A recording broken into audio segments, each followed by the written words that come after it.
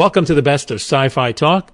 Today we have a conversation with author George R.R. Martin discussing his novel A Game of Thrones from the vintage year of 1996. There's some news of the day thrown in and even a review, too, by Ernest Lilly, my co-host. Let's go now to my program featuring George R.R. Martin.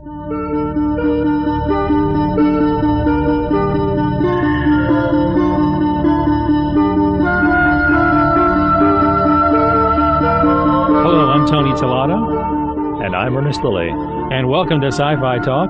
Our theme is written by Larry Cardarelli. We cover science fiction, fantasy, horror, genre comics, and collectibles through live guest and tape interviews.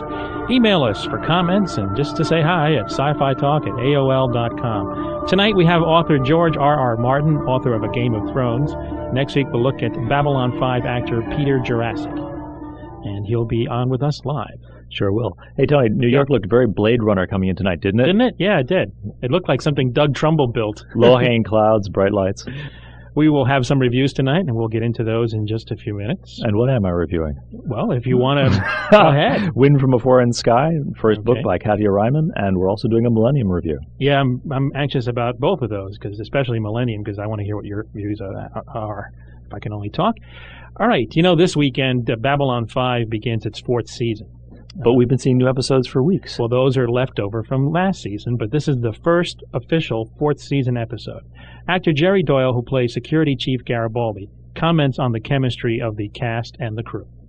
We have a great camaraderie. There's a great energy in the creative process. Everybody's, somebody's trying out a new wardrobe. Someone's trying out a new makeup. You've got a new actor that's coming in as a guest star. You've got a new director coming in. You've got a new script writer. So the changes and working with new people and it's fun. It's we tell jokes, we laugh, we make fun of each other. We read the reviews and trash the reviewers, and we sit in the trailers in the morning, makeup, discussing life, liberty, politics. Ernest. Oh, by the way, I should say this.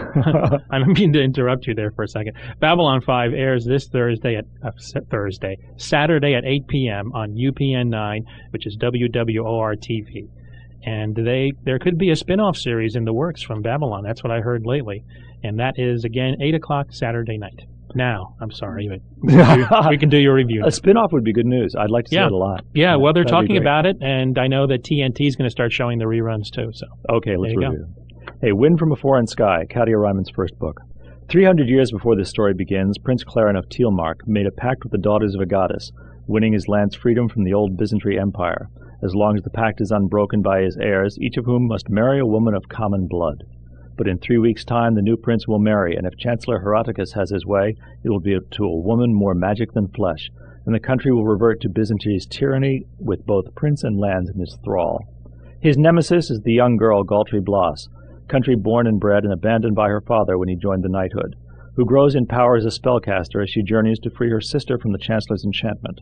The author keeps Galtri in constant peril, facing everything from highwaymen and wild beasts to giant mechanical eagles that would warm Ray Harryhausen's heart, and a battle of will and magic at the end that resonates with mechanical energy. I knew you'd like that, Tony. Oh, yeah. This is a hero's saga, and as such she needs a companion, provided here by Martin, a knight forced to protect a child by a geas laid on him by a man dying on his sword, only to find that the child has grown into a woman, alluring and adept at both the ways of the woods and her magics.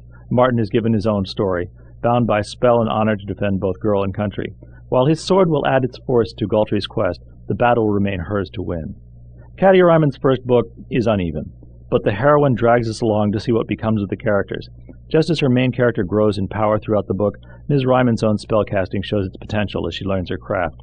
She's working on a sequel to Wind from a Foreign Sky as part of a 3-book commitment to tour. If you like fantasy, you should add Katia Ryman to your list of authors to watch. So that's definitely somebody to keep an eye on for the future. Mm-hmm. Very good. With Millennium and the X-Files, creator and executive producer Chris Carter is certainly very busy. He's also planning an X-Files movie. He comments on what his vision of the movie would be. Obviously, I want to take advantage of the big screen and do things, be the effects, relationship things with Mulder and Scully, where we shoot the show. I think that what we'll do is just try to push the limits of everything that we can do on TV, we will do in the movie. So, and I see that there are a number of movies to be made if we do them right. So I think it's just going to be a really good, scary show. I mean, it should be as scary as Alien and Silence of the Lambs. Keep in mind that Millennium is on at 9 o'clock on Friday, and the X-Files are now on Sunday nights at 9 p.m., both on Fox Channel 5, WNYW-TV. And Ernest, what about Millennium? Speaking Millennium, I watched the episode Friday, and here. Millennium. I watch as truly obnoxious youths drive through the night in expensive cars. Rap blares, drugs appear. High above, a watcher peers through light-amplifying glasses. From the midst of these cruel youths, a young man is thrust forth. Not bad enough, written all over him. I just want to belong, etched on his worried face. Forced into an alley by the cars circling around him, he looks up into a kaleidoscope of images. A human face with night glasses and something demonic dropping on wings, an inhuman hand arcing downward with claws extended. Then blackness descends, and the Millennium theme rises over the setting sun, and the words appear. Wait. Worry. Who cares? We're intrigued. Chris Carter's new series owes more to The Exorcist than The X-Files, as Frank, played by Lance Henriksen, flies from his bright suburban home and beautiful and grounded wife, Megan Gallagher, and daughter to join the Millennium Group and use his gift, a la profiler, to sift the ashes, here literally, of crimes and mayhem to see through the eyes of the people whose psychic impressions are burned into the things or places left behind. Frank and his companions exude grim dedication. They have seen too much, either to sleep peacefully or to look away.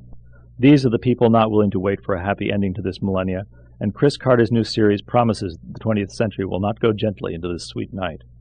Millennium is a detailed character study and a fine piece of work. The pacing is slow and dark, the evil palpable, the fear nurtured. This is about the desperate fight against overwhelming evil, and no one is telling jokes and wearing spandex to the party, nor are they crying petulantly that the government is hiding the truth from us. This is the good fight, and it is compelling. We're hooked. Yeah, absolutely. We're definitely hooked, and I like watching that. It's quite a series. George R.R. Martin is a successful television and screenwriter. He wrote for both Beauty and the Beast and the Twilight Zone revival. As an author, he has won Hugo and Nebula Awards, the Bram Stoker Award, and Locus Award. He is currently returning to writing novels full-time and is working on a sequel to his popular novel, A Game of Thrones. Welcome to Sci-Fi Talk, Mr. Martin. How are you? Hi there. Well, glad to be with you. Okay.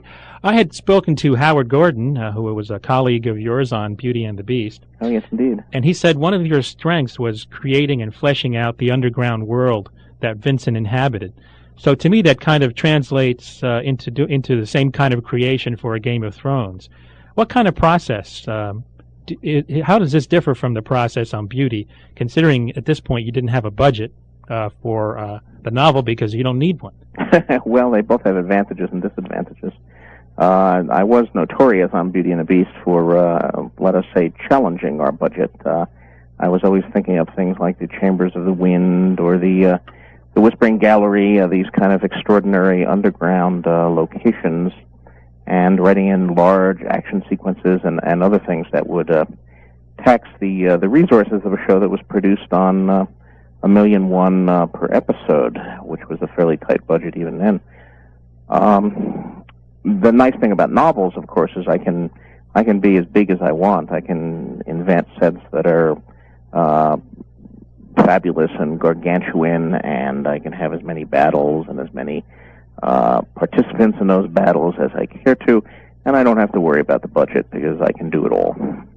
George, I understand that you started writing fairly young. Most kids sell lemonade. Did you actually sell monster stories in your neighborhood? Well, for a brief period, yes. I would write these little stories, and I'd sell them to the other kids in the projects in Bayonne, New Jersey, where I was born and raised. And then I would have to do a dramatic reading of the story because some of my customers didn't actually read that well. But I was a pretty good reader even then. And it went on for a couple months, but then one of my customers started getting nightmares, and his mother came to my mother, and that was the end of my childhood career. Early censorship. I was told not to scare the other children. That's great. For A Game of Thrones, what part of it was easier to write for you than other parts? And did you have a favorite character that you enjoyed, that you created for that novel? Actually, I think I sort of love all of the characters, but that's an interesting question. That's the question I usually ask rather than answer when when people approach me and tell me that they like the Game of Thrones, since I do have a cast of, I believe, 7 or 8 viewpoint characters that I switch between, I like to ask people who their favorites were, and I get quite a range of responses, which I take as encouragement. That means, because I think my goal here is to paint these people realistically and in shades of gray, not to do heroes and villains per se, but to show that everybody has strengths and weaknesses. Even the best and most noblest of people have flaws, and even the most vile villain is capable of certain loves and loyalties. And the fact that everybody can identify with different characters and I get a broad range of responses indicates to me that I'm succeeding to an extent, which I'm pleased with. You know, one question I've asked a few authors, and I always wonder how they do this, is how do they get themselves into mindset to actually write an evil character? Is it a way where they think that everyone else is wrong and that character is right? But how did you go about it? How did you get into that person's mind to make them an evil character? Well, I don't think evil characters per se, as they're sometimes depicted in films, really exist. I mean, I don't think even Adolf Hitler got up in the morning and said, "Ooh, I'm evil." He thought he was the hero of the story, deeply deluded as he was. We all think we're the heroes of the story, and the villain is the hero of the other side, as someone said once. And I think there's an element of truth to that. So when I get inside a character's head, I try to understand what motivates him. What does he want?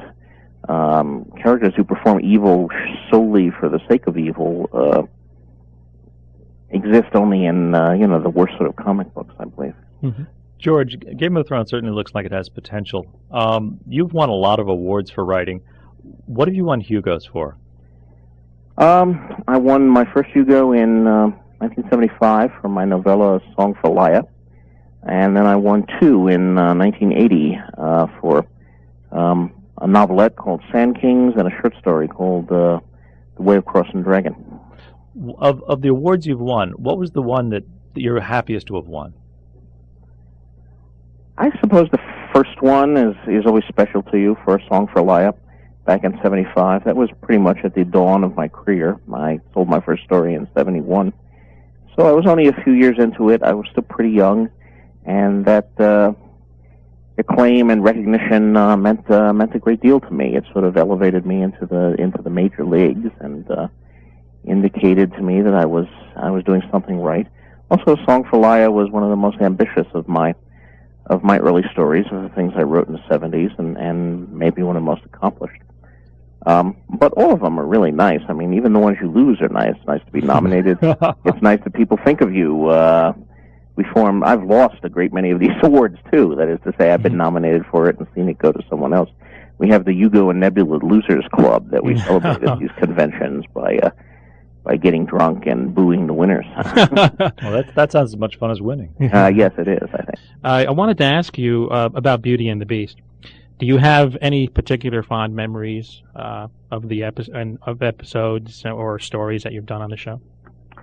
I was pretty pleased with the work I did for that show. It was a great experience. We had a terrific writing staff. I've been very lucky in both of the shows I was on staff on in that regard. But working with people like Howard Gordon, Alex Gonsa, David Peckinpah, Ron Coslow, we were a pretty good writing team, and then we had the pleasure of having some terrific actors to do it.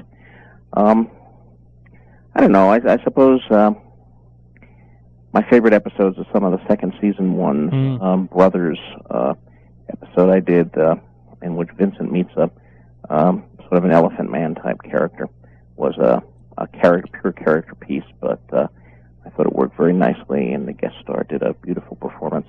And then there was an episode that I co-wrote. It came in over the transom from a writer who had never sold anything before, and the scripts like that flood in all the time, and normally you read them, or you have one of your assistants or secretaries read them, and they flood back out because they're terrible. But this script, although it was obviously not written by a professional, had a spark of something very special about it. So we bought it, and I revised it to bring it in line with the show. So it's really not entirely my work, but I think I did contribute to it. It was called When the Bluebird Sings.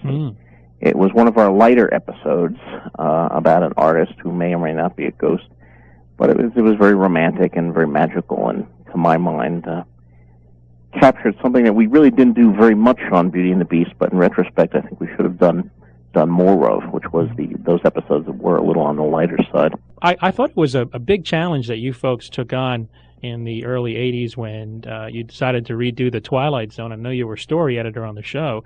Those are some very big shoes to fill of Rod Serling on that particular. You must have seen his specter sort of looking at you a little. Oh yeah, it was pretty intimidating, and the network and reviewers, of course, made it even more intimidating, and gave us some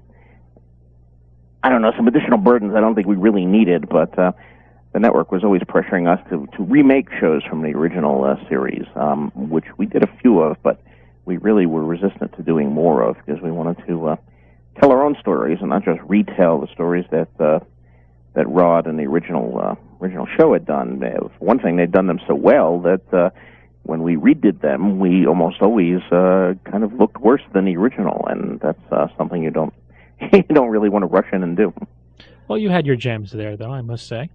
George, I want to sneak two questions in at the same time. Oh, he's getting sneaky on me. All right, go ahead. One, this is the obvious question, but Twilight Zone, favorite episode, and I also happen to know that you read Robert Heinlein when you were younger, or maybe you still do. I certainly do. What did you like out of both of those? Well, Robert Heinlein started me. It was the first science fiction book I ever read, Have Spacesuit Will Travel, given to me as a Christmas present by a friend of my mother's when I was quite young. And it was a hardback book, one of those old Scribner's Juveniles. It was like the only hardcover book I owned for a decade, because after Heinlein got his hooks into me, I went out and bought my own, but they were like the 35-cent Ace doubles and the cheap books that I could afford as a kid. Heinlein remained my favorite author for many years, and I think undeniably had some influence, not as perhaps as much on me as he has on some of the other people, but someone you read as much when you're young does have an impact. Heinlein's juveniles are very durable. Oh yeah, yes they are. Extremely well. They're still making a bunch of them in Hollywood, if the rumor mill is true. I guess Star Beast is filming, and Starship Troopers. Yeah, Starship Troopers, which wasn't published as a juvenile, but was written as one. I have to ask you about Game of Thrones, and obviously there is room for a sequel. It's part of a series, and are you working on that now? Yes, it's the first of 4, and I'm presently well into the second volume, which is going to be called The Clash of Kings, and there'll be 2 more after that. When will we see a Clash of Kings? Well, if I can finish it by the end of the year, which is my deadline, then it should come out next August, just about the time that A Game of Thrones made its hardcover debut. And at the same time, A Game of Thrones will be released in paperback, so both books will be newly available in that same period. I just have one last question. Could you ever see yourself returning to television? Conceivably. The fantasy project, A Game of Thrones, and its follow-ups are enormous books, so they're really going to occupy me for the next few years. But after I do get those done, if the right TV project is out there, I could certainly go back. I enjoyed my work in television, and I wouldn't mind doing a little more. All right. Well, thank you for joining us on Sci-Fi Talk. It's been a pleasure. Yeah, it's been great talking to you. And we hope to have you on again when the other book is out, or just to come by to say hi. And sounds good. Thanks again. Continued success. Good luck on the next sequel. Thank you. All right. Thank you for listening to the best of Sci-Fi Talk and George R.R. Martin. Visit sci-fi-talk.com for more information and more podcasts. This is Tony Tellado. Thanks so much for listening.